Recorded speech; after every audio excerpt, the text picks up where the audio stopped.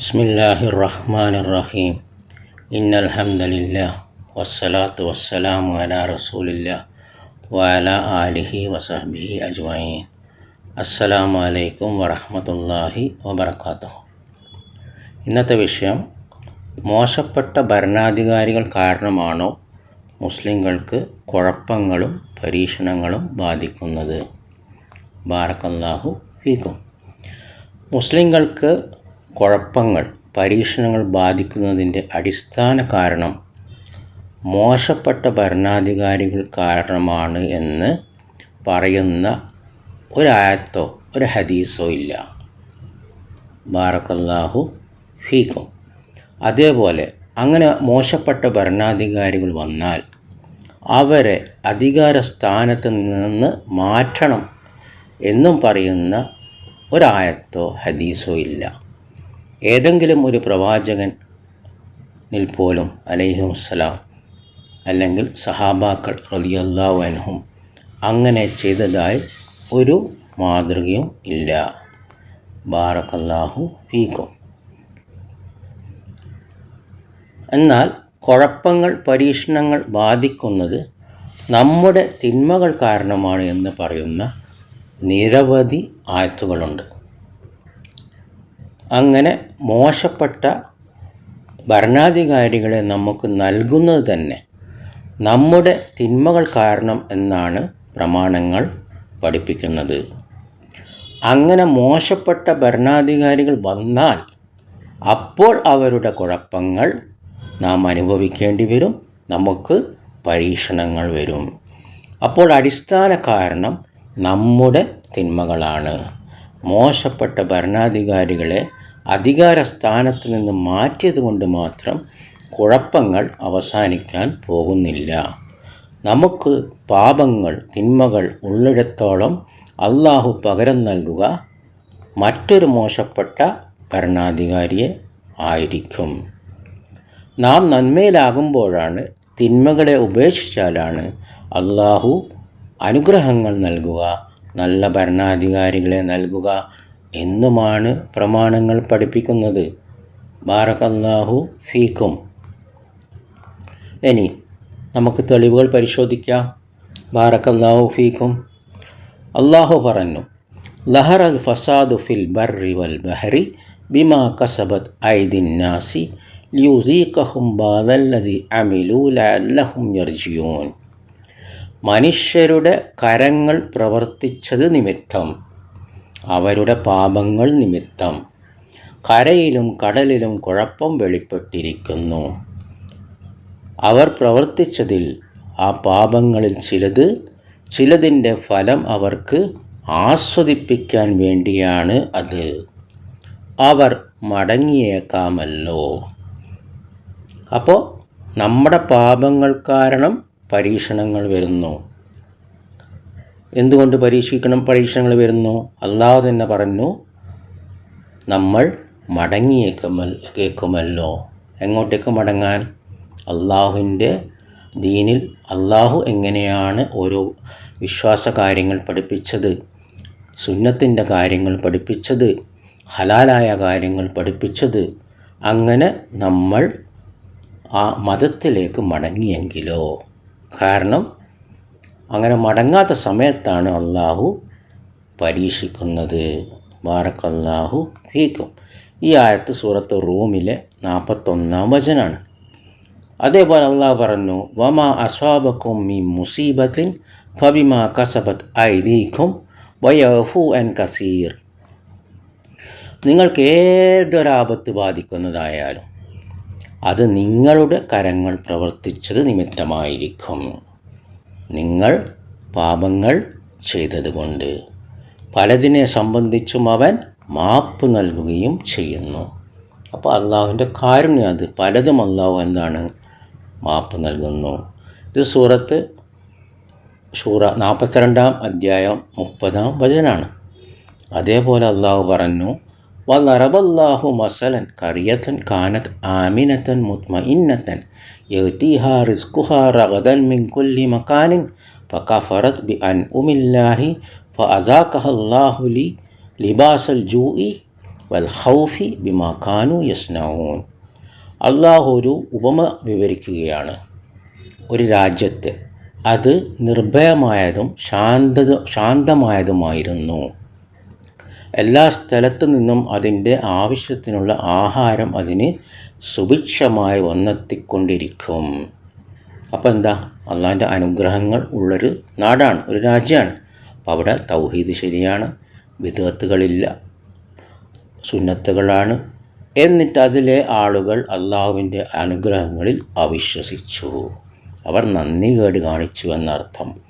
അപ്പോൾ അതിലെ ആളുകൾ പ്രവർത്തിച്ചു കൊണ്ടിരിക്കുന്നത് നിമിത്തം, അവരുടെ പാപങ്ങൾ നിമിത്തം അവർക്ക് അള്ളാഹു വിശപ്പും ഭയവുമാക്കുന്ന വസ്ത്രം ആസ്വദിപ്പിച്ചു. ബാറക്കല്ലാഹു ഫീക്കും. ഇത് സൂറത്ത് നഹലിലെ 16-ാം അധ്യായം 112-ാം വചനാണ്. ഇനി അള്ളാഹു പറയുന്നു, നോക്കൂ. വലൗ അന്ന അഹ്ലൽ ഖുറ ആമനു വത്തഖൗ ലഫതഹ്നാ അലൈഹിം ബറകാത്തിൻ മിനസ് സമാഇ വൽ അർളി വലാകിൻ കദ്ദബൂ ഫഅഖദ്നാഹും ബിമാ കാനൂ യക്സിബൂൻ. ആ രാജ്യക്കാർ വിശ്വസിക്കുകയും സൂക്ഷ്മത പുലർത്തുകയും ചെയ്തിരുന്നെങ്കിൽ നാം അവർക്ക് ആകാശത്തു നിന്നും ഭൂമിയിൽ നിന്നും ബർക്കത്തുകൾ, അനുഗ്രഹങ്ങൾ തുറന്നു കൊടുക്കുക തന്നെ ചെയ്യുമായിരുന്നു. കണ്ടോ, അവർ ശരിയായി മതപ്രകാരം അള്ളാഹുവിൽ വിശ്വസിച്ച് ജീവിക്കുകയാണെങ്കിൽ. എങ്കിലും അവർ വ്യാജമാക്കുകയാണ് ചെയ്തത്. അപ്പോൾ അവർ ശരിക്ക് മതത്തെ പിൻപറ്റിയില്ല. അതിനാൽ അവർ പ്രവർത്തിച്ച് സമ്പാദിച്ചത് നിമിത്തം അവരെ ഞാൻ പിടിച്ചു അഥവാ ശിക്ഷിച്ചു. ഇത് സൂറത്ത് ആറാഫിലെ 96-ാം വചനാണ്.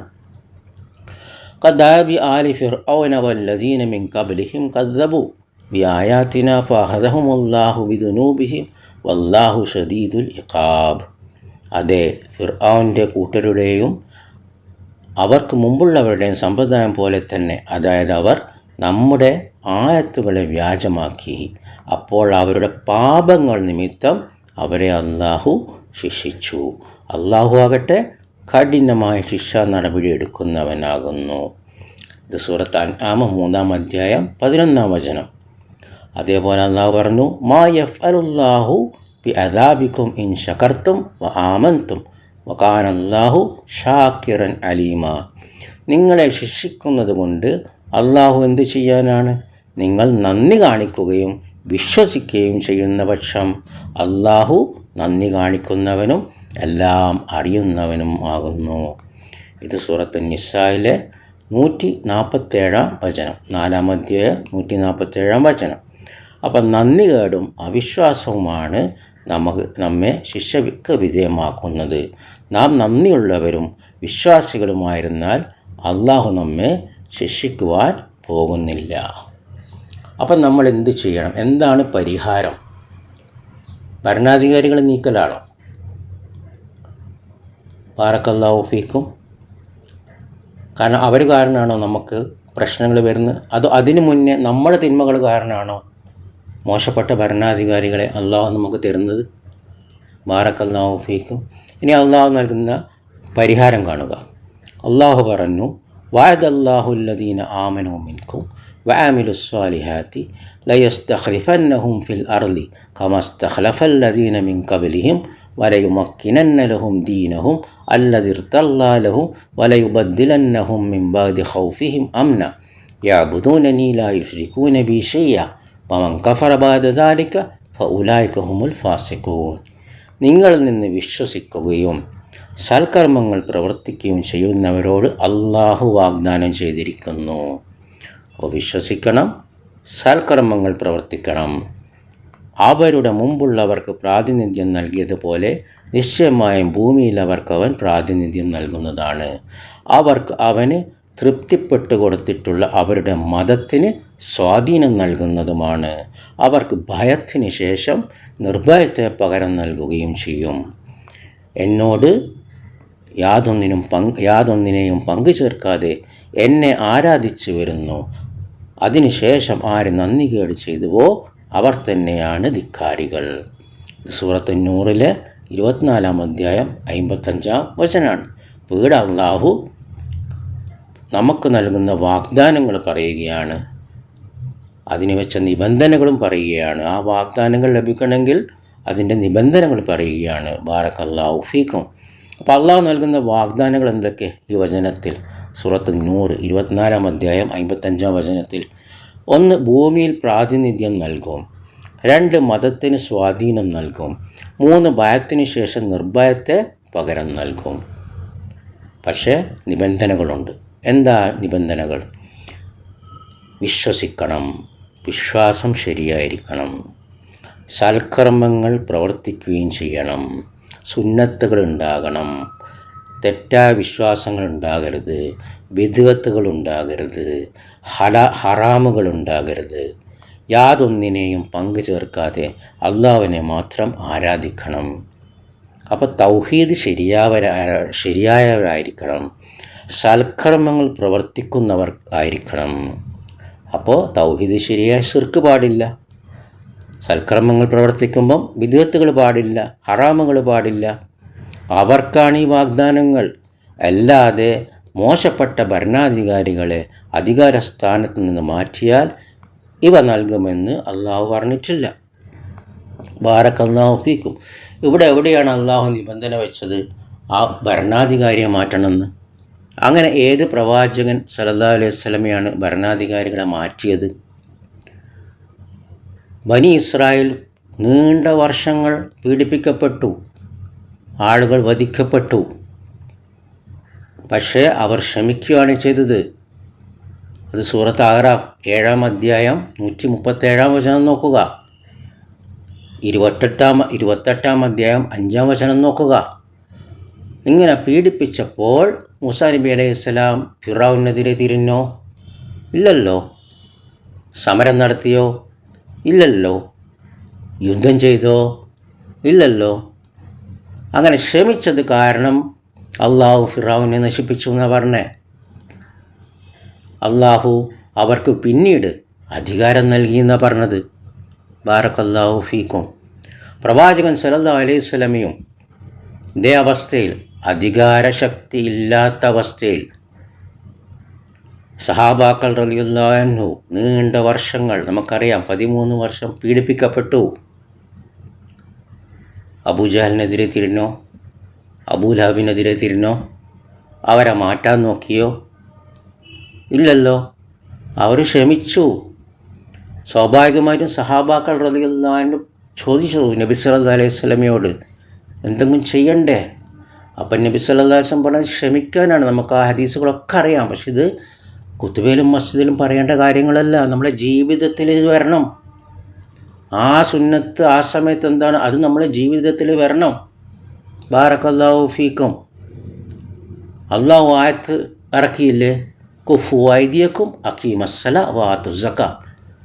സൂറത്ത് നിസായിലെ 77 വചനം. നിങ്ങളുടെ കൈകളെ തടഞ്ഞു വെക്കുക, നിസ്കാരം നിലനിർത്തുക, സക്കാത്ത് കൊടുക്കുക. അപ്പോൾ അധികാരമില്ലാത്തൊരു സമൂഹത്തിൽ അവർ എന്ത് ചെയ്തു? പ്രവാചകന്മാർ അലൈഹിസ്സലാം അവരുടെ കൂടെയുള്ളവരും അവർ ക്ഷമിക്കുകയും ആരാധനാകർമ്മങ്ങൾ നിർവഹിക്കുകയും അവരുടെ വിശ്വാസം ശരിയാക്കുകയുമാണ് ചെയ്തത്. നിഷ്ക്രിയരാകാതെ അവർ നിരന്തരം പ്രബോധനം ചെയ്തു. അത് നബി സല്ലല്ലാഹു അലൈഹി വസല്ലം എങ്ങനെ ചെയ്തു അതുപോലെ ചെയ്തു. പ്രബോധനം തൗഫീഖിയാണ്. ബാറക്കല്ലാഹു ഫീക്കും. അള്ളാഹു എങ്ങനെ പ്രബോധനം ചെയ്തോ എന്ന് പറഞ്ഞതുപോലെയാണ് നബി സല്ലല്ലാഹു അലൈഹി വസല്ലം പ്രബോധനം ചെയ്തത്. ബാറക്കല്ലാഹു ഫീക്കും. അപ്പം അധികാരമില്ലാത്ത സ്ഥലങ്ങളിൽ അവർ ക്ഷമിക്കുകയും അങ്ങനെ അവർക്ക് വിജയം കിട്ടുകയാണ് ചെയ്തത്.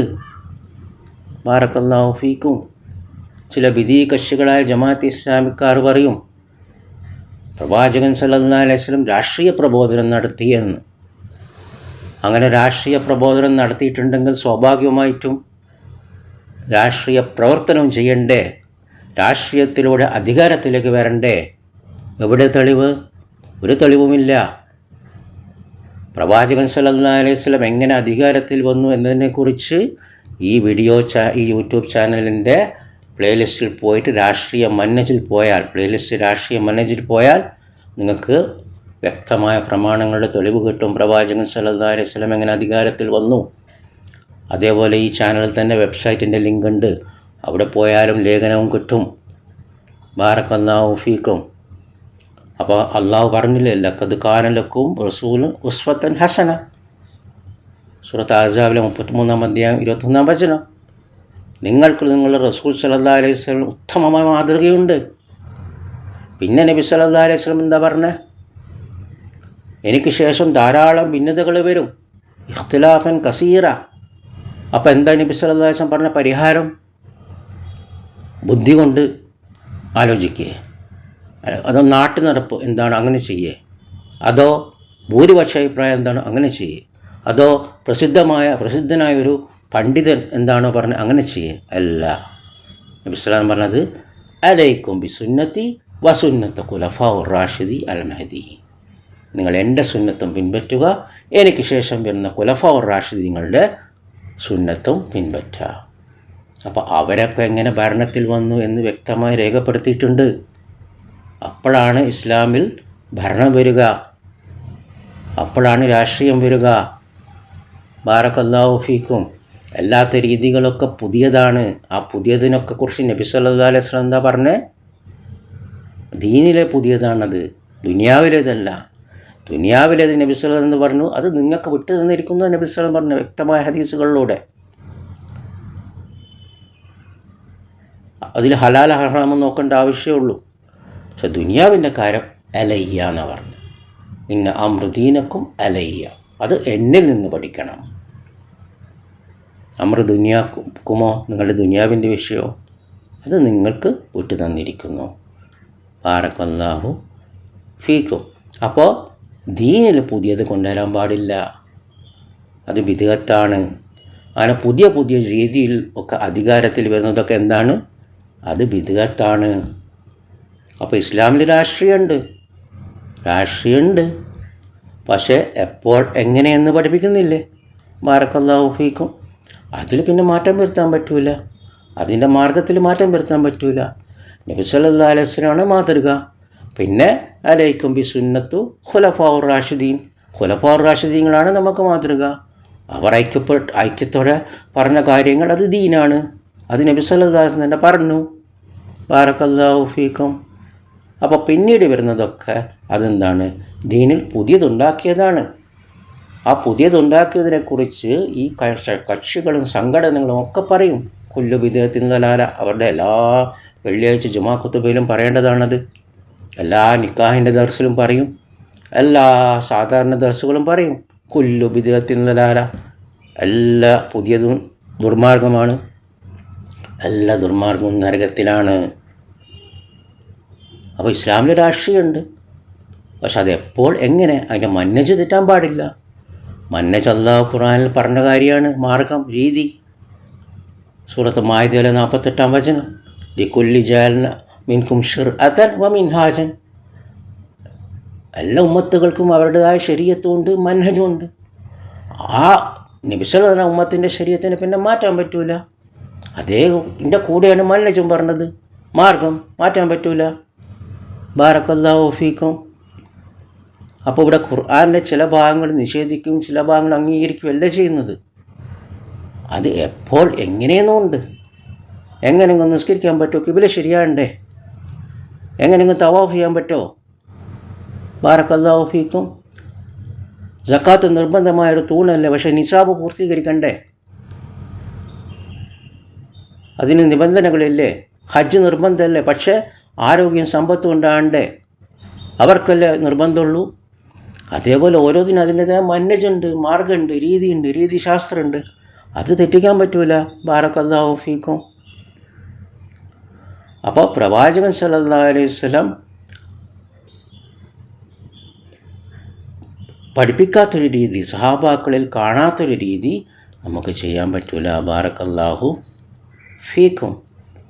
ഇനി നിർബന്ധ സാഹചര്യത്തിൽ നമ്മളിപ്പോൾ എല്ലാവരും ഇലക്ഷൻ എന്ന് പറഞ്ഞിട്ട് വോട്ട് ചെയ്യാണ്. ഇതിന് വിസാറിൻ്റെ കാലത്തില്ല, പുതിയതാണ്. അപ്പോൾ പണ്ഡിതന്മാർ വ്യക്തമാക്കിയിട്ടുണ്ട്, ബിദ്അത്താണ്. പക്ഷേ ഒരു നിർബന്ധ സാഹചര്യത്തിൽ എന്ത് ചെയ്യേണ്ടി വരും? ആ ബിദ്അത്ത് ചിലപ്പോൾ ചെയ്യേണ്ടി വരും. ഒരു നിർബന്ധ സാഹചര്യം വന്നാൽ ഹറാമ് ഹലാലാവും. അത് അല്ലാഹു തന്നെ ഖുർആനിൽ പറഞ്ഞതാണ്. സൂറത്ത് അൻആമിലെ 119. വലഖദ് ഫസ്സൽനാ അലൈക്കും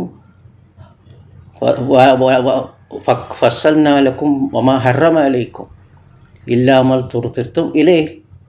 ഹറാമായതൊക്കെ വിശദീകരിച്ചു തന്നു, നിങ്ങൾക്ക് നിർബന്ധമാക്കപ്പെട്ടതൊഴികെ. അപ്പോൾ അങ്ങനെ നിർബന്ധ സാഹചര്യത്തിൽ വോട്ട് ചെയ്യുന്നവർ വോട്ട് ചെയ്യട്ടെ, അവരെ തടയണ്ട. പക്ഷെ നമ്മൾ മനസ്സിലാക്കേണ്ടത്, ബാറക്കല്ലാഹു ഫീക്കും, അന്ന് ഇലക്ഷൻ്റെ അന്ന് രാവിലെ തന്നെ പോയി വോട്ട് ചെയ്താൽ പരിഹാരമായോ? ബാറക്കല്ലാഹു ഫീക്കും. നമ്മളുടെ വിശ്വാസങ്ങൾ ശരിയായിട്ടില്ല, നമ്മളുകൾ ബിദ്അത്തുകളുണ്ട്, ഹറാമുകളുണ്ട്, ഇതൊക്കെ ശരിയായോ? ബാറക്കല്ലാഹു ഫീക്കും. ഇത് ശരിയാക്കാതെ രാവിലെ തന്നെ എണീച്ച് ക്യൂവിൽ നിന്ന് വോട്ട് ചെയ്തിട്ട് അൽഹംദുലില്ലാ വോട്ട് ചെയ്തു, കൂട്ടത്തിൽ നല്ല സ്ഥാനാർത്ഥിയാണ് വോട്ട് ചെയ്തത്. പക്ഷെ അനുഭവം എന്താ? ആർക്കാണ് അനുഭവം എന്താ? ലോകത്തെ പലയിടങ്ങളിലും മോശപ്പെട്ട ഭരണാധികാരികളാണ് അധികാരത്തിൽ വരുന്നത്. എന്തുകൊണ്ട്? കാരണം അവരും അധികാരത്തിൽ വരാൻ ആരുദ്ദേശിക്കണം? അള്ളാഹു ഉദ്ദേശിക്കണം. അപ്പോൾ എന്തുകൊണ്ട് അള്ളാഹു മോശപ്പെട്ട ഭരണാധികാരികളെ കൊണ്ടുവരുന്നു? നമുക്ക് തെളിവുകൾ പരിശോധിക്കാം. ബാറക്കല്ലാഹു ഫീക്കും.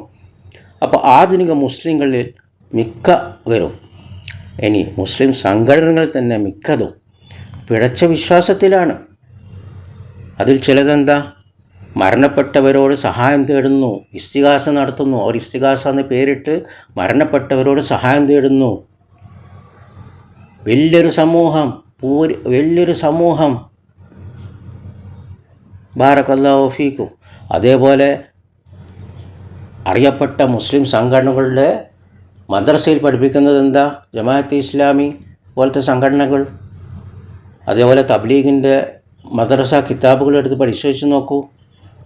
അവിടെ ശരിയായ വിശ്വാസമല്ല പഠിപ്പിക്കുന്നത്, അവിടെ അശ്ശരിയത്താണ് പഠിപ്പിക്കുന്നത്. അശ്ശരി ഇമാം എന്ന് പറഞ്ഞാൽ പിന്നീട് എത്രയോ സഹാബാക്കളുടെ കാലത്ത്, എത്രയോ കാലഘട്ടത്തിന് ശേഷം വന്നൊരു പണ്ഡിതനാണ്. അദ്ദേഹത്തിൻ്റെ വിശ്വാസമാണ് പഠിപ്പിക്കുന്നത്. പക്ഷേ അദ്ദേഹം മരണത്തിന് മുമ്പ് തൗബ ചെയ്തു, അൽഹംദുലില്ലാ, തിരുത്തി. പക്ഷെ ആ തിരുത്തിയതല്ല ഈ മദ്രസയിൽ പഠിപ്പിക്കുന്നത്. മദ്രസയിൽ പഠിപ്പിക്കുന്നത് അശ്ശരി റഹിമഹുല്ലാഹ് തൗബ ചെയ്യുന്നതിന് മുമ്പ് അദ്ദേഹത്തിൻ്റെ ഉണ്ടായ പിഴച്ച വിശ്വാസങ്ങളാണ് പഠിപ്പിക്കുന്നത്. എത്രത്തോളം എന്ന് വെച്ചാൽ കേരളം പോലത്തെ തൗഹീദുള്ള സംഘടനൻ്റെ ചില നേതാക്കന്മാരോട് ചോദിച്ചാൽ, അള്ളാഹു എവിടെയാണ് എന്ന് ചോദിച്ചാൽ അവർക്ക് പരിഹാസമാണ്. ഇതെന്തിനാണ് ചോദിക്കുന്നത് പറയുന്നത്? ജമാഅത്തെ ഇസ്ലാമിൻ്റെ മദ്രസയിലെ കുട്ടികളുടെ പുസ്തകത്തിൽ ചിത്രം കാണിച്ച് പഠിപ്പിക്കുകയാണ് അള്ളാഹു എല്ലായിടത്തും ഉണ്ട് എന്ന്. ഇത് തെറ്റായ വിശ്വാസമാണ്. നബി സല്ലല്ലാഹു അലൈഹി വസല്ലം ഒരു അടിമ സ്ത്രീയെ മോചിപ്പിക്കാൻ 2 ചോദ്യങ്ങളാണ് ചോദിച്ചത്. ഐന അല്ലാഹ്, അള്ളാഹു എവിടെ? അപ്പോൾ അടിമ സ്ത്രീ മറുപടി പറഞ്ഞു, ഫിസ്സമ, ആകാശത്തിൻ്റെ മുകളിലാണ്. മൻ അന, ഞാൻ ആരാണ്? അപ്പോൾ അടിമ സ്ത്രീ മറുപടി പറഞ്ഞു, അന്തും റസൂലുള്ളാഹി സ്വല്ലല്ലാഹു അലൈഹി വസല്ലം. അങ്ങനെയാണ് അടിമ സ്ത്രീയെ മോചിപ്പിച്ചത്. ഇത് സഹീഹ് മുസ്ലിമിലെ ഹദീസാണ്. അപ്പോൾ അന്ന് ഒരടിമ സ്ത്രീക്ക് പോലും ഈ വിജ്ഞാനം ഉണ്ടായിരുന്നു. പക്ഷെ ഇന്ന് തൗഹീദിൻ്റെ നേതാക്കന്മാർക്ക് വരെ, ചില നേതാക്കന്മാർക്ക് വരെ ഈ വിജ്ഞാനമില്ല. അപ്പോൾ എങ്ങനെയാണ് അള്ളാഹുവിൻ്റെ സഹായം ഉണ്ടാകുക? ബാറക്കല്ലാഹു ഫീക്കും. പിന്നെ അശ്ശരിയത്താണ്. ബാറക്കല്ലാഹു ഫീക്കും. അള്ളാഹുവിൻ്റെ അസ്മാഉ സിഫത്തൊക്കെ തെറ്റിച്ചാണ് പഠിപ്പിക്കുന്നത്, നാമങ്ങളും ഗുണവിശേഷങ്ങളും. നബി സല്ലല്ലാഹു അലൈഹി വസല്ലം നീണ്ട 13 വർഷം ലാ ഇലാഹ ഇല്ലല്ലാഹ് പ്രബോധനം ചെയ്തു എന്ന് എല്ലാവരും പ്രസംഗിക്കും. പക്ഷെ എവിടെയാണ് അത് പഠിപ്പിക്കുന്നത്? ലാ ഇലാഹ ഇല്ലല്ലാഹ് അർത്ഥം തന്നെ പരിഭാഷപ്പെടുത്തുമ്പോൾ തെറ്റായിട്ടാണ് പഠിപ്പിക്കുന്നത്. കാരണം അവരവരുടെ നേതാക്കന്മാർന്ന് അങ്ങനെ പഠിച്ചത്. ആ പരിഭാഷ തെറ്റുന്നത് മാത്രമല്ല, ആ തെറ്റിയ പരിഭാഷൻ്റെ അടിസ്ഥാനത്തിലാണ് അമലുകൾ, കർമ്മങ്ങൾ. അപ്പോൾ എന്ത് സംഭവിക്കുന്നു? ഇവിടൊക്കെ വിശ്വാസത്തിൽ പിഴവ് വരികയാണ്. അപ്പോൾ എങ്ങനെയാണ് സൂറത്ത് നൂറിലെ 24-ാം അധ്യായം 55-ൽ പറഞ്ഞ ആ വിശ്വസിക്കുന്നവർക്കാണ് എന്ന് പറയുമ്പം ആ ശരിയായ വിശ്വാസം ഇല്ലെങ്കിൽ എങ്ങനെ അള്ളാഹു നിർഭയത്വം കൊടുക്കും? എങ്ങനെ അള്ളാഹു മതത്തിന് പ്രാതിനിധ്യം കൊടുക്കും? എങ്ങനെ അള്ളാഹു മതത്തിന് സ്വാധീനവും ഭൂമിയിൽ പ്രാതിനിധ്യം കൊടുക്കും? രാവിലെ തന്നെ ഇലക്ഷന് വോട്ട് ചെയ്ത പരിഹാരമായി സുബ്ഹാനല്ലാഹ്. അതേപോലെ എത്രയോ വിശ്വാസങ്ങളുടെ പിഴവ് ഇവിടെ ഉണ്ട്, കേരളത്തിൽ തന്നെ ഉണ്ട്.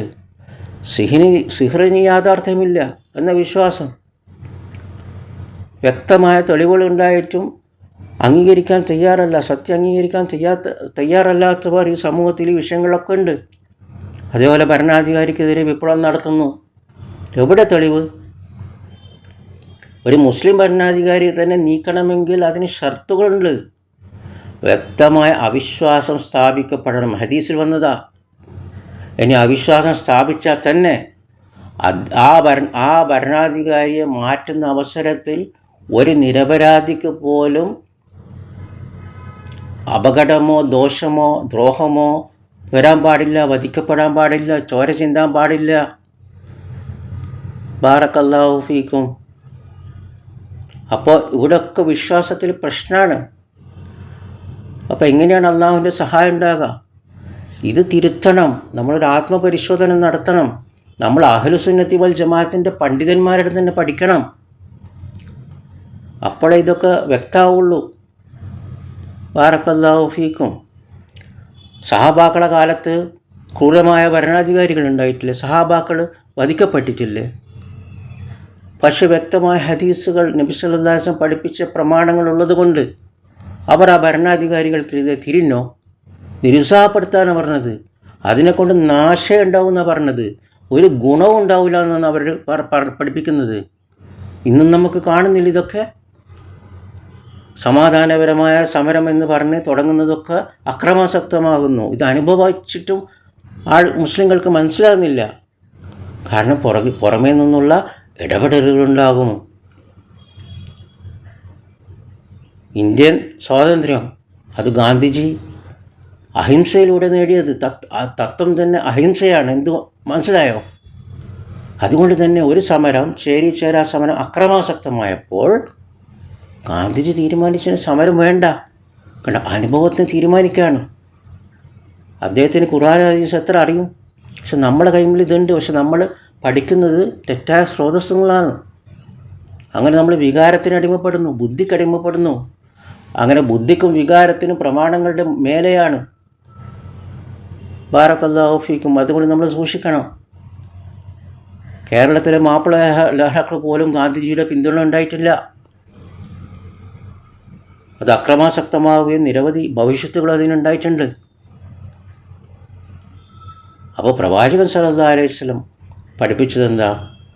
അങ്ങനെ തിരിയാൻ പഠിപ്പിച്ചിട്ടില്ല. നബി സല്ലല്ലാഹു അലൈഹി വസല്ലം അധികാരം കിട്ടുമെന്ന് പറഞ്ഞിട്ടുണ്ട്, സന്തോഷ വാർത്ത അറിയിച്ചിട്ടുണ്ട്. ഖുർആനിൽ തന്നെ ആയത്തുണ്ട് നബി സല്ലല്ലാഹു അലൈഹി വസല്ലം അധികാരത്തിന് വേണ്ടി ദുആ ചെയ്യാൻ പറയാൻ. പക്ഷേ നബി സല്ലല്ലാഹു അലൈഹി വസല്ലം രാഷ്ട്രീയ പ്രബോധനം നടത്തിയോ? ഉണ്ടെങ്കിൽ രാഷ്ട്രീയ പ്രവർത്തനം നടത്തണ്ടേ? രാഷ്ട്രീയത്തിലൂടെ അല്ല അധികാരത്തിൽ വരണ്ടേ? പിന്നീട് അലൈക്കും ബിസുന്നത്തി, എൻ്റെ ഖുലഫാ റാഷിദുകളുടെ സുന്നത്ത് പിൻപറ്റാന്ന് പറയുമ്പം അവരും എങ്ങനെ അധികാരത്തിൽ വന്നു? അപ്പോൾ ഇതൊന്നും പഠിക്കാതെ വികാരത്തിനടിമപ്പെട്ട് ആകെ പ്രശ്നങ്ങളാണെന്ന് പറഞ്ഞ് മുസ്ലിം സമൂഹം എവിടെ എത്തി? അടിസ്ഥാനം തിരുത്തുന്നില്ല. അടിസ്ഥാനം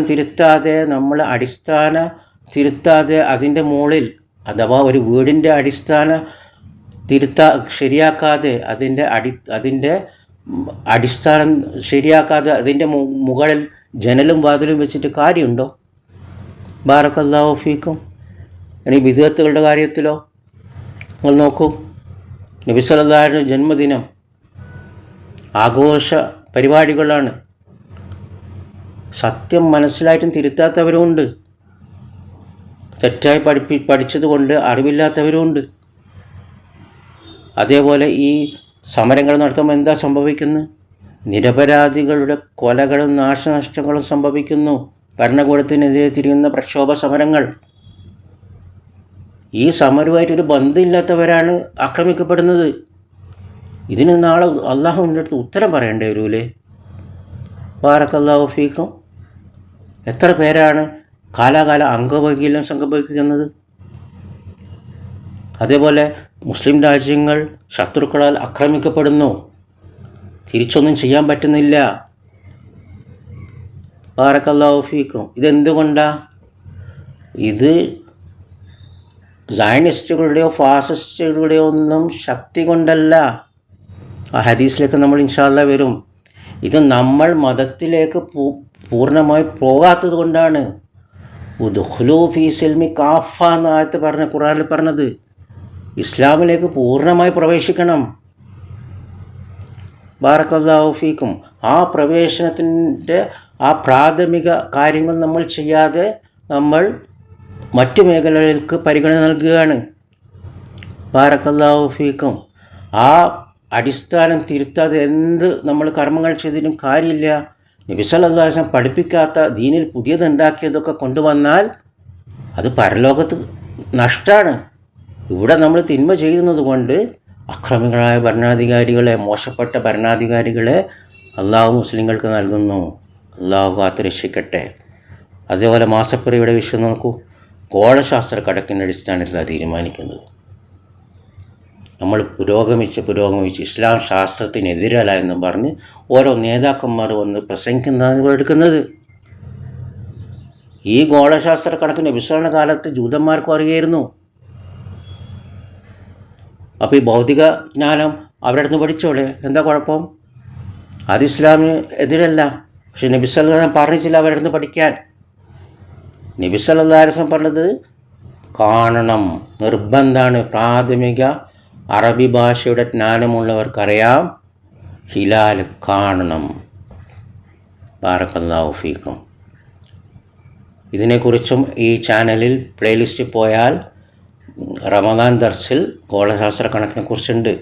അതേപോലെ ഈ ചാനലിൻ്റെ ലിങ്ക് പോയാൽ വെബ്സൈറ്റിൽ കയറിയാലും ഗോളശാസ്ത്ര കണക്കിനെ കുറിച്ച് കാണാം. മാസപ്പരീൻ്റെ ഭാഗം എടുത്താൽ മതി ലേഖനത്തിൽ, വെബ്സൈറ്റിൽ.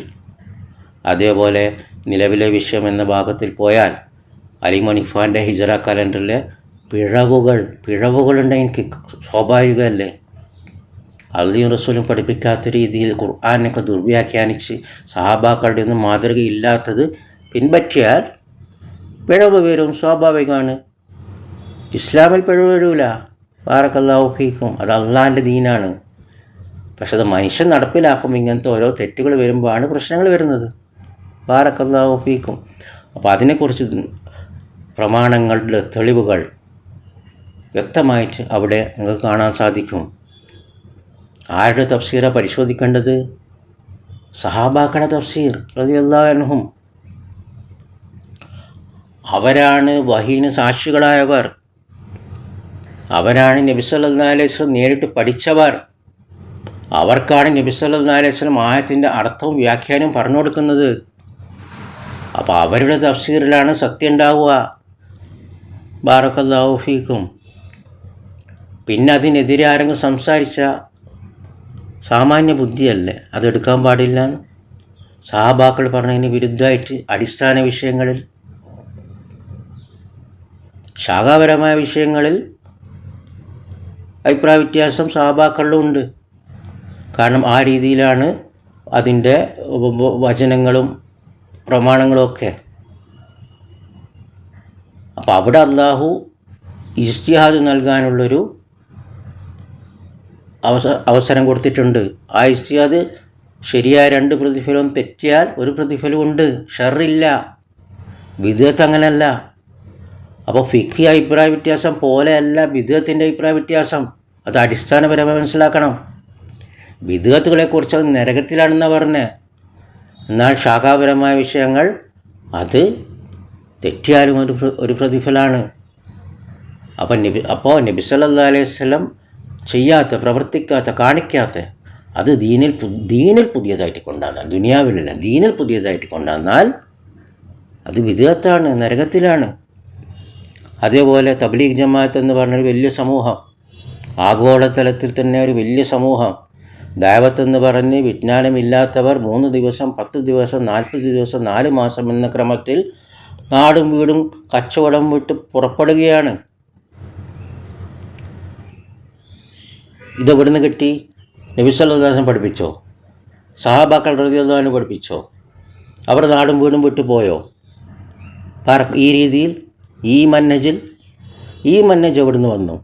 ഇത് മുഹമ്മദ് ഇലിയാസ് സ്വപ്നത്തിൽ കണ്ടതാണ്, വ്യക്തമായി രേഖപ്പെടുത്തി വെച്ചിട്ടുണ്ട് മെഹ്ഫൂലാത്ത് എന്ന ഗ്രന്ഥത്തിൽ. സ്വപ്നത്തിൽ കുന്തും ഖൈറ ഉമ്മത്തൻ ഉഖ്റജത്തൻ ലിന്നാസ് തഅ്മുറൂന ബിൽ മഅറൂഫ് തൻഹൗന അനിൽ മുൻകർ എന്ന ആയത്തിനെ സ്വപ്നം കണ്ടിട്ട് തുടങ്ങിയതാണ്.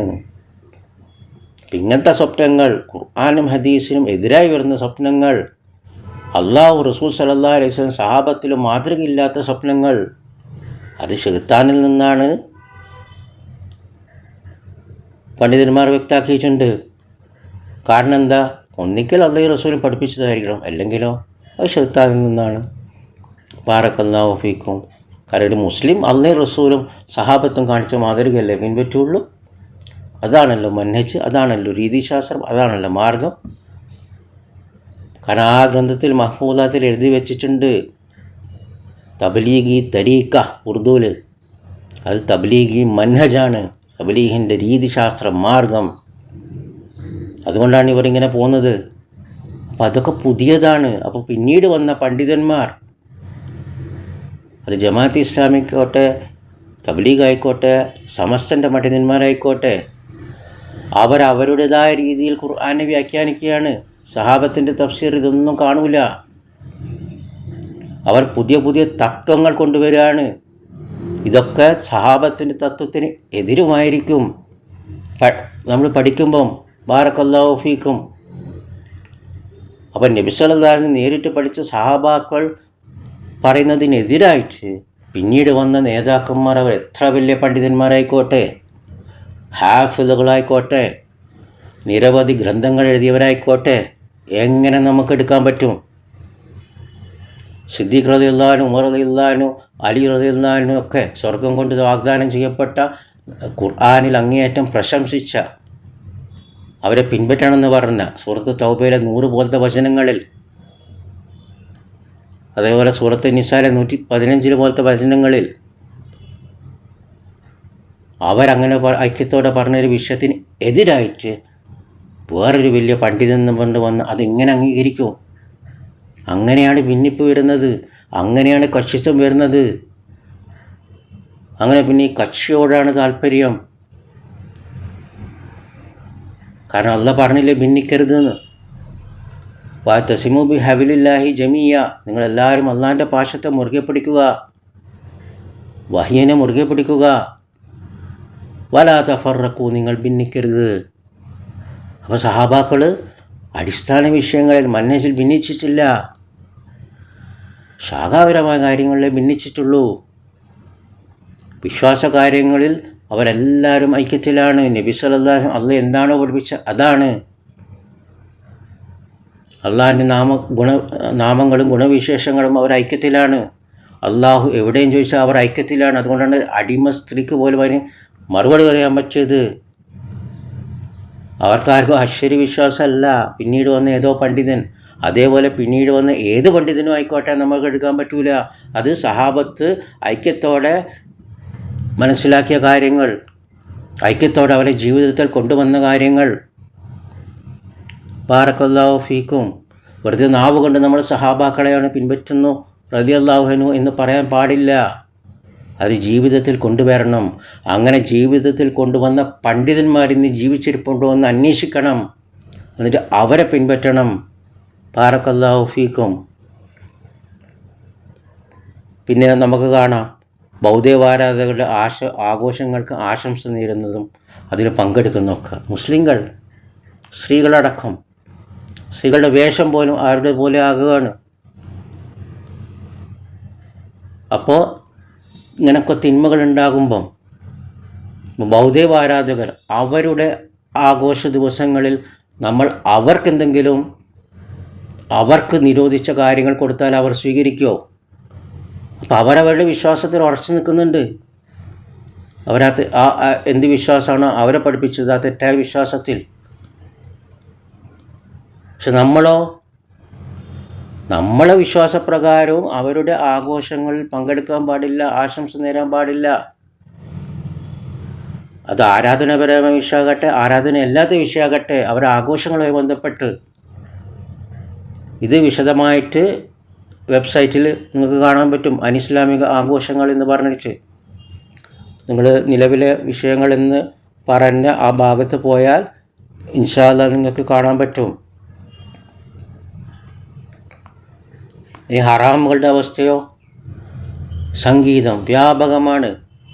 ഫോട്ടോ എടുക്കൽ, താടി വടിക്കൽ, താടി വെട്ടൽ, വിവാഹ സദസ്സുകളിൽ സ്ത്രീകളും പുരുഷന്മാരുമായി ഇടകലറൽ, സാമ്പത്തിക തിന്മകൾ.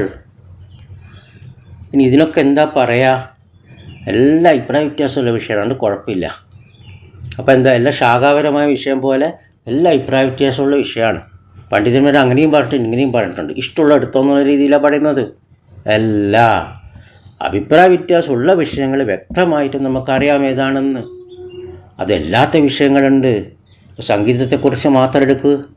സംഗീതത്തെക്കുറിച്ച് സഹീഹ് ബുഖാരിയിൽ വന്ന ഹദീസ് ഏതാ? സഹിഹായ ഹദീസ്. ആർക്കും തർക്കമില്ല. യൂസുഫ് ഖർദാവിനെ പോലത്തെവർക്കൊക്കെ അബദ്ധം സംഭവിച്ചു. ആ ഹദീസിന് തകരാറുണ്ടെന്ന് പറഞ്ഞു. ഇതിനെക്കുറിച്ചും വിശദമായിട്ട് സംഗീത വിധികൾ എന്ന ഭാഗത്ത് നിങ്ങൾ വായിക്കാം സംഗീതത്തെക്കുറിച്ച്. അവിടെ യൂസുഫ് ഖർദാവിയെ പോലത്തെ പണ്ഡിതന്മാർക്കാണ് തെറ്റുപറ്റിയത്. നബി സല്ലല്ലാഹു അലൈഹി വസല്ലം വ്യക്തമായി പറഞ്ഞതാണ്, എൻ്റെ ഉമ്മത്തിൽ എന്ന് പറഞ്ഞ്, എൻ്റെ സമൂഹത്തിൽ, മുസ്ലിം സമൂഹത്തിൽ സംഗീതത്തെ ഹലാലാക്കുന്നവർ വരും. അതിൻ്റെ അർത്ഥം എന്താ? ഹറാമായതിനെ ഹലാലാക്കുന്നവർ വരും. ഇന്ന് വന്നില്ലേ പ്രവചനം? ഉറപ്പല്ലേ വരുന്ന്? ഈ സംഗീതത്തെക്കുറിച്ച് മദ്യപാനത്തിൻ്റെ കൂടി വ്യഭിചാരത്തിൻ്റെ കൂടിയാണ് പറഞ്ഞത്. ബാറക്കല്ലാഹു ഫീക്കും. അപ്പോൾ വ്യക്തമായ തെളിവുകളാണിത്. അതിനെ പിന്നെ മാറ്റാൻ പറ്റൂല. ബാറക്കല്ലാഹു ഫീക്കും. അതേപോലെ കല്യാണ സദസ്സുകൾ, വധൂവരന്മാരുടെ ഫോട്ടോ പ്രദർശിപ്പിക്കുകയാണ് ഇന്നത്തെ മൊബൈലിലെ സ്റ്റേറ്റസുകളിൽ, ഫാമിലി ഗ്രൂപ്പുകളിൽ. ഇവിടെയൊക്കെ സ്ത്രീ പുരുഷന്മാരെ കാണുന്ന അവസ്ഥയല്ലേ വരുന്നത്? അഭിപ്രായങ്ങൾ പറയാൻ തുടങ്ങൂലേ? ഖുർആനിൽ എന്താ അള്ളാഹു പറഞ്ഞത് സ്ത്രീകളോടും പുരുഷന്മാരോടും? ആ ആദ്യത്തെ തിന്മ എങ്ങനെ തടയുന്നത്? ദൃഷ്ടികൾ താഴ്ത്താനും പറഞ്ഞിട്ടാണ്. ആദ്യത്തെ നോട്ടം അറിയാതെ നോക്കിപ്പോയാൽ കുറ്റമില്ല, പക്ഷേ പിന്നീട് നോക്കിക്കൊണ്ടിരിക്കരുത്, അഭിപ്രായങ്ങൾ പറയരുത്. അപ്പം ഇങ്ങനെ വ്യാപകമായിട്ട് ആയിരക്കണക്കിന് പേരുടെ മൊബൈലുകളിലും സ്റ്റേറ്റസുകളിൽ ഇത് പോകുമ്പോൾ ഒന്ന് മനസ്സിരുത്തി ചിന്തിക്കുക. ഇങ്ങനെ ഹറാമുകൾ ജീവിതത്തിൽ വരുമ്പോൾ എങ്ങനെയാണ് അള്ളാഹുവിൻ്റെ സഹായം ഉണ്ടാവുക? രാവിലെ പോയി വോട്ട് ചെയ്താൽ പരിഹാരമാകുമോ? ഈ വോട്ടിന് വേണ്ടി എത്രമാത്രം ചർച്ചകളാണ് നടക്കുന്നത്. ചെറുപ്പക്കാർ പറയുന്നത് അവരായിരിക്കാം വോട്ട് ചെയ്യേണ്ടതെന്ന് ചർച്ച ചെയ്തിട്ട് ഫജ്ർ ഖലായി, സുബഹ് നിസ്കാരം ഖലായി എന്ന ആവശ്യത്തോടെ പറയാണ്. ഇങ്ങനെയാണ് ഇവരുടെ മനസ്സ്. അവർക്ക് ആ ഫജ്ർ ഖലായിനെ പറ്റി യാതൊരു ഭയവും ഇല്ല. അപ്പം ചർച്ച ചെയ്ത് രാത്രി മുഴുവൻ ചർച്ച ചെയ്തിട്ട് നിർബന്ധ നിസ്കാരം ഖലാ ആണ്. ബാറക്കല്ലാഹു ഫീക്കും. അപ്പം ഇങ്ങനത്തെ ഒക്കെ തിന്മകളിൽ മുഴുകിയിരിക്കെ അള്ളാഹുവിൻ്റെ ശിക്ഷ ഇറങ്ങിക്കൊണ്ടേ ഇരിക്കുന്നു എന്നതിന് നാം സാക്ഷികളാണ്. ഉടനെ തിരുത്തുക, ഇനിയും വൈകരുത്. വൻ വിപത്തുകൾ തടയാൻ തൗബ ചെയ്യേണ്ടത് നിർബന്ധമാണ്. ഇബ്നുൽ ഖയ്യിം റഹിമഹുല്ലാഹ് റിപ്പോർട്ട് ചെയ്യുന്നു, അലി ഇബ്നു അബി താലിബ് റളിയല്ലാഹു അൻഹു പറഞ്ഞു, മാ നസൽ ബലാഉൻ ഇല്ലാ ബിദംബിൻ വലാ റുഫിയ ഇല്ലാ ബി തൗബത്തിൻ. പാപം മൂലമല്ലാതെ ഒരു വിപത്ത് ഇറക്കപ്പെടുന്നില്ല, തൗബയോടെ അല്ലാതെ അത് ഉയർത്തപ്പെടുന്നതുമല്ല. ബാറക്കല്ലാഹു ഫീക്കും. അലി റളിയല്ലാഹു അൻഹു പറഞ്ഞതാണ്. ഇവിടെ ഏതോ പണ്ഡിതനെ ഉദ്ധരിക്കല്ല, മഹാനായ പണ്ഡിതനായ സ്വർഗം വാഗ്ദാനം ചെയ്ത അലി റളിയല്ലാഹു അൻഹു പറയാണ്, അലൈക്കും ബി സുന്നത്തി വ സുന്നത്ത് ഖുലഫാഉർ റാഷിദീൻ എന്ന് പറഞ്ഞ അതിൽപ്പെട്ട അലി റളിയല്ലാഹു അൻഹു പറയാണ്. അപ്പോൾ ഇത് അൽ ജവാബ് അൽ കാഫി, രോഗവും ചികിത്സയും എന്ന പുസ്തകത്തിൽ കാണാം ഇബ്നുൽ ഖയ്യിം റഹിമഹുള്ളയുടെ അലി റളിയല്ലാഹു അൻഹു ഉദ്ധരണി. അതുകൊണ്ട് കുഴപ്പങ്ങൾ നമ്മുടെ തിന്മകൾ കാരണമാണ്, മോശപ്പെട്ട ഭരണാധികാരികൾ കാരണമല്ല. അതിനുള്ള പരിഹാരം തൗബ ചെയ്യലാണ്. മോശപ്പെട്ട ഭരണാധികാരികളെ അധികാരസ്ഥാനത്ത് നിന്ന് മാറ്റലല്ല. അതുകൊണ്ട് ഉടനെ തൗബ ചെയ്യുക. തൗബ ചെയ്യുക എന്ന് പറഞ്ഞാൽ എന്താ അർത്ഥം? അസ്തഗ്ഫിറുല്ലാ അസ്തഗ്ഫിറുല്ലാ അസ്തഗ്ഫിറുല്ലാ അസ്തഗ്ഫിറുല്ലാ എന്ന് 1000 വട്ടം ചൊല്ലിയിട്ട് നാവ് ഇതാക്കെ. അതുമാത്രം പോരാ, തൗബയുടെ ഷർത്തുകളുണ്ട്. ഉടനെ ആ പാപത്തിൽ ഖേദിക്കണം, ആ പാപത്തിലേക്ക് മടങ്ങരുത്, ആ പാപം ഉടനെ നിർത്തിവെക്കണം. ഇതാണ് തൗബയുടെ ഷർത്തുകൾ. സൽക്കർമ്മങ്ങളെക്കുറിച്ച് പറഞ്ഞപ്പോൾ പ്രമാണങ്ങൾ പറയുന്നത് മസ്തത്താത്തൊന്നാണ്, നിങ്ങൾക്ക് കഴിയുന്നത് പോലെ. എന്നാൽ പാപങ്ങളെക്കുറിച്ച് പറഞ്ഞപ്പോൾ ഇജ്തനിബു, ഉടനെ വെടിയണമെന്ന് പറഞ്ഞ്. പാപത്തിൽ നിന്ന് തൗബ ചെയ്യാൻ വൈകുന്നതും പാപമാണ്. ബാറക്കല്ലാഹു ഫീക്കും. അപ്പം മാറേണ്ടത് നമ്മളാണോ ഭരണകൂടമാണോ? ബാറക്കല്ലാഹു ഫീക്കും. നമുക്ക് തെളിവുകൾ നോക്കാം. അള്ളാഹു പറഞ്ഞു, വകദാലിക നുവല്ലി ബഅദൽ ളാലിമീന ബഅദ ബിമാ കാനൂ യക്സിബൂൻ.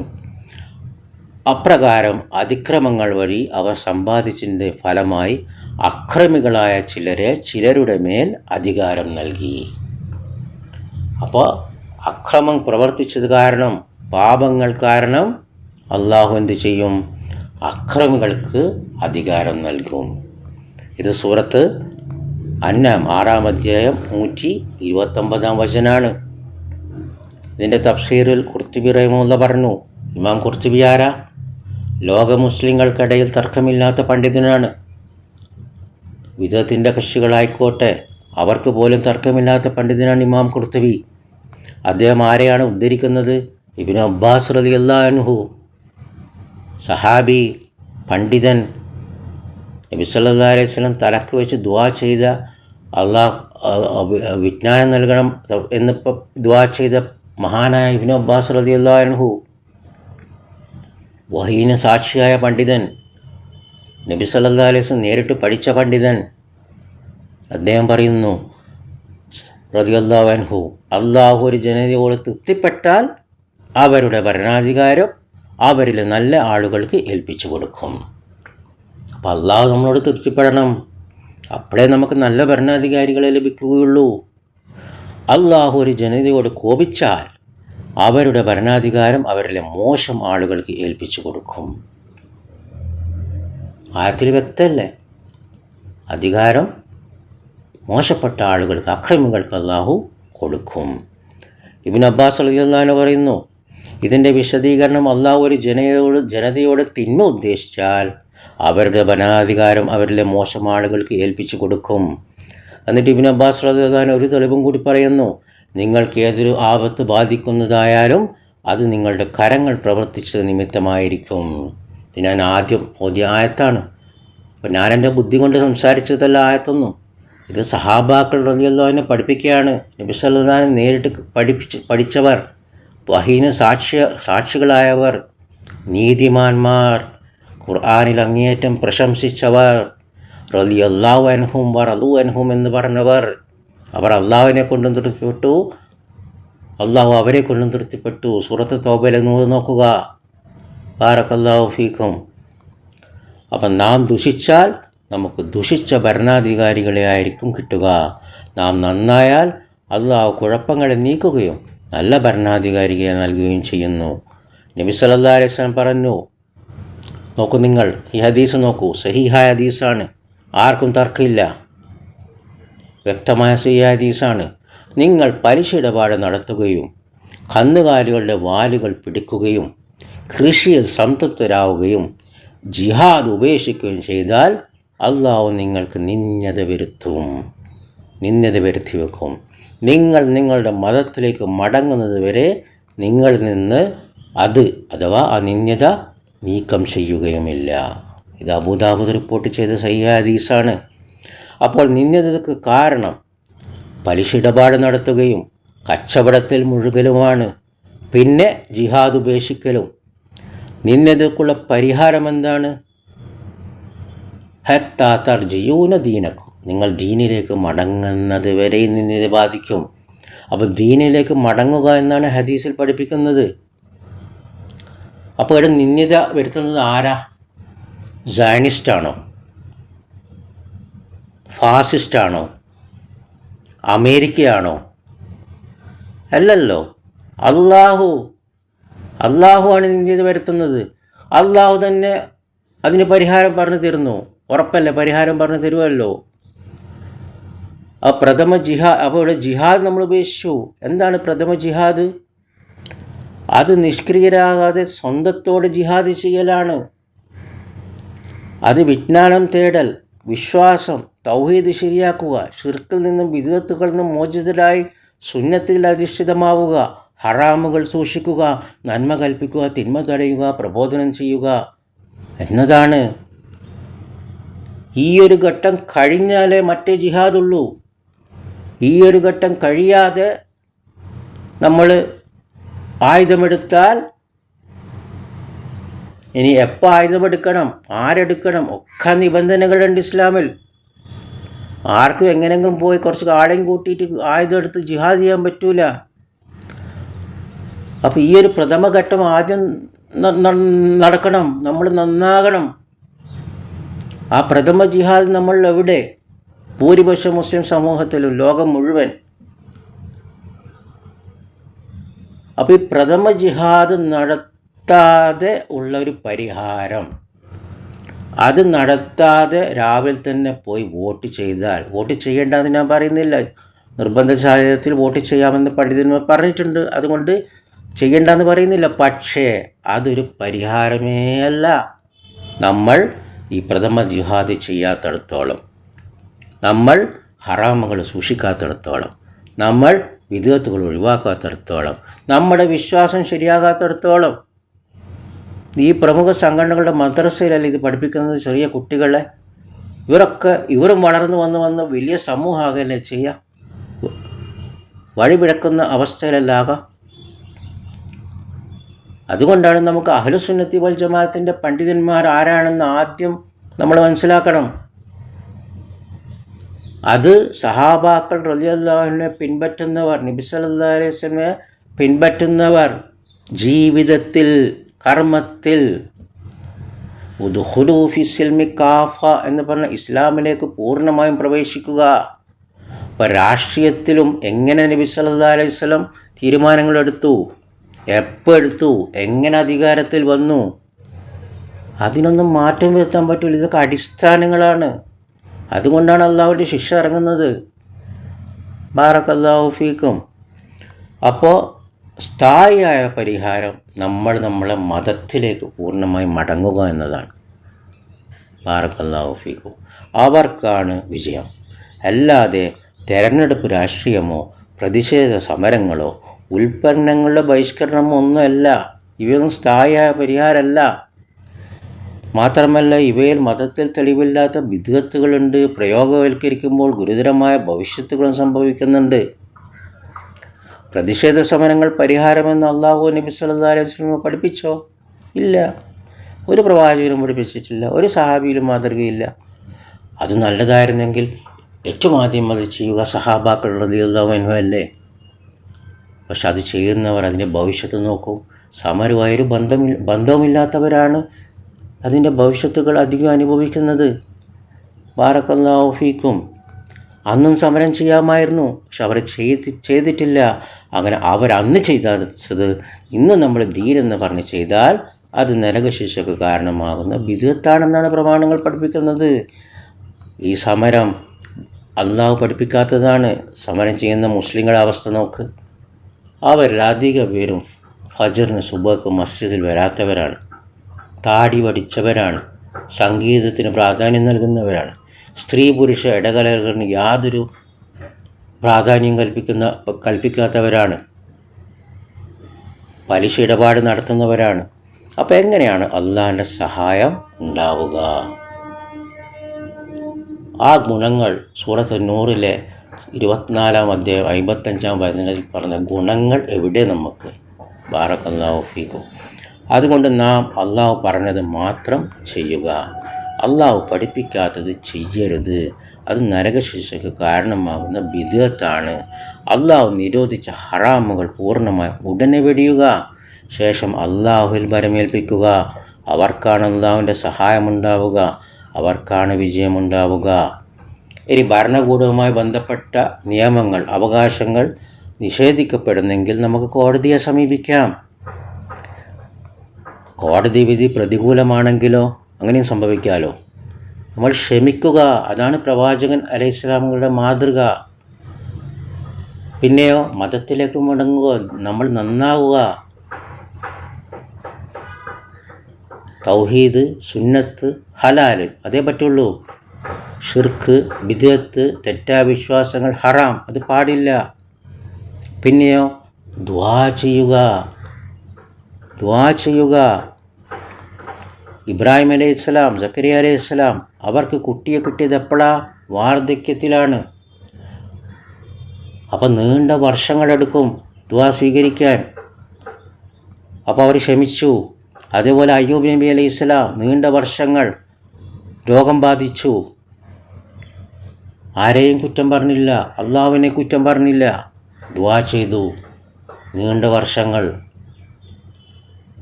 ഇവിടുത്തെ അവസ്ഥ എന്താ? ചില മുസ്ലിങ്ങൾ, അല്ല എന്തിനാ എനിക്ക് ഈ രോഗം തന്നെ, ഞാൻ എല്ലാവരെയും സഹായിക്കുകയാണല്ലോ, ഞാൻ എല്ലാവർക്കും ഉപകാരം ചെയ്യുന്നത്, പിന്നെ എന്തുകൊണ്ട് എനിക്ക് ഈ രോഗം വന്നു എന്ന് ചോദിക്കുകയാണ്. അയ്യൂബ് നബി അലൈഹി സ്വലാമിൻ്റെ മാതൃക എന്താ? അങ്ങനെ ഒന്നും പറഞ്ഞിട്ടില്ല. നീണ്ട വർഷങ്ങൾ അള്ളാഹു ലോകത്തിന് പൂർണ്ണ ശമനം നൽകി. അതേപോലെ യാക്കൂബ് നബി അലൈഹി സ്വലാം, യൂസുഫ് നബി അലൈഹി സ്വലാം ചെറിയ കുട്ടിയായപ്പോൾ തന്നെ നഷ്ടപ്പെട്ടില്ലേ? കണ്ണ് നഷ്ടപ്പെട്ടില്ലേ? പിന്നെ എപ്പോഴാണ് യൂസുഫ് നബി അലൈഹി സ്വലാമിനെ കിട്ടുന്നത്? നീണ്ട വർഷങ്ങൾക്ക് ശേഷം. അപ്പം നമ്മൾ ചരിത്രം പരിശോധിച്ച് നോക്കിയാൽ നീണ്ട വർഷത്തെ ഒരു കാത്തിരിപ്പുണ്ട് പ്രവാചകന്മാരിൽ. അവർ പീഡിപ്പിക്കപ്പെട്ടപ്പോഴും ബനി ഇസ്രായേൽ, നബി സല്ലല്ലാഹു അലൈഹി വസല്ലം സഹാബാക്കളും മക്കയിൽ പീഡിപ്പിക്കപ്പെട്ടപ്പോഴും നീണ്ട വർഷങ്ങൾ എടുത്തിട്ടുണ്ട്. അപ്പോൾ അവിടെ ക്ഷമിക്കുകയാണ് വേണ്ടത്. പിന്നെ അള്ളാഹു എന്താണോ പഠിപ്പിച്ചത് ആ രീതിയിൽ, എന്താണ് നമുക്ക് നബി സല്ലല്ലാഹു അലൈഹി വസല്ലം പഠിപ്പിച്ച മൻഹജ്, രീതിശാസ്ത്രം, ദഅവത്താകട്ടെ, രാഷ്ട്രീയമാകട്ടെ, ജിഹാദാകട്ടെ, നമുക്ക് നിസ്കാരത്തിൻ്റെ മാത്രം പഠിപ്പിച്ചുകൊണ്ട് നമ്മളിപ്പോൾ കിബില നോക്കുന്നുണ്ട്. അൽഹംദുലില്ലാ.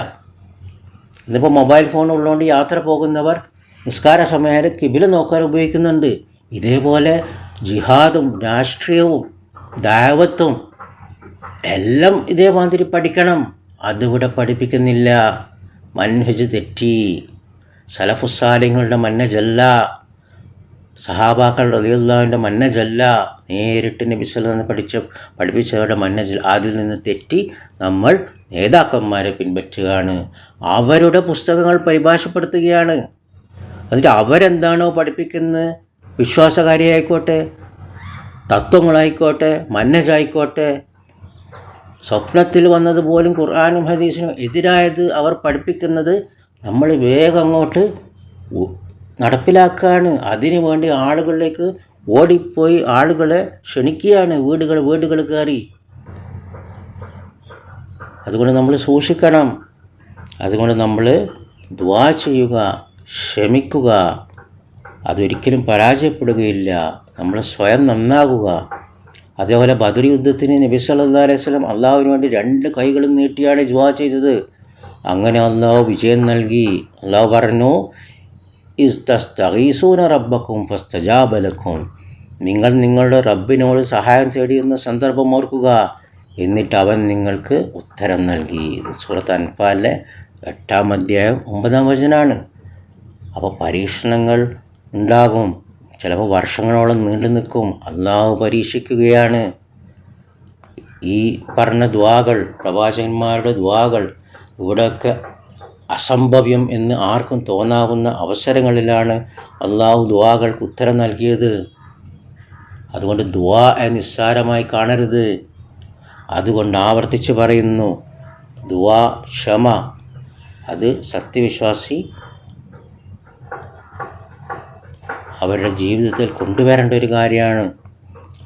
ആർക്കും പരാജയപ്പെടുത്താൻ സാധ്യമല്ല. നമ്മൾ നന്നാവണം.